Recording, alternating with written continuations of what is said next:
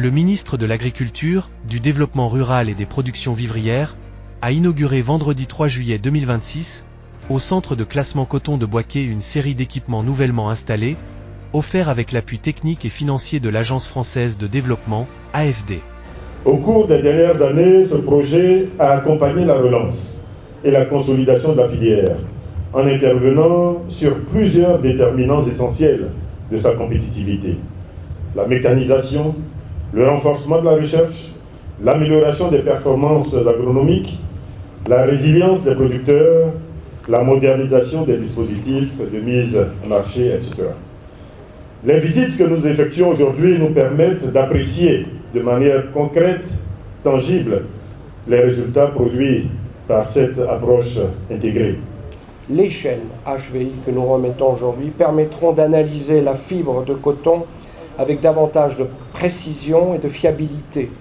Elles contribueront à mieux classer le coton ivoirien, à mieux valoriser sa qualité et à renforcer sa compétitivité sur les marchés. Face aux perturbations liées au changement climatique et aux fluctuations des marchés internationaux, l'État ivoirien vise à renforcer la transformation locale du coton, à stimuler la création d'emplois et à consolider les capacités industrielles nationales. Le projet RESCO est arrivé à une étape décisive de sa mise en œuvre.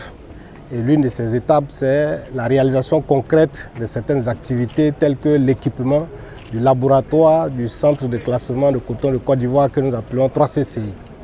Ce laboratoire, dans le cadre du projet RESCO, a été équipé avec du matériel de dernière génération, dont 2 chaînes HVI.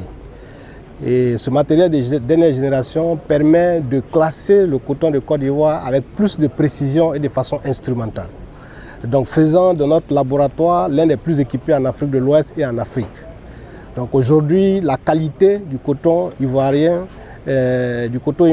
est mise en avant avec cette salle qui vient d'être équipée. Les appareils récemment acquis, soutenus par l'AFD, permettront d'effectuer un tri et un classement plus précis des fibres, dotant le laboratoire d'outils techniques de pointe et le plaçant parmi les laboratoires les mieux équipés de la sous-région ouest africaine. La visite a rappelé l'engagement des autorités et des partenaires extérieurs, dont l'AFD, à faire de la filière cotonnière un secteur industriel compétitif, apte à mieux valoriser la production ivoirienne et à générer des emplois durables.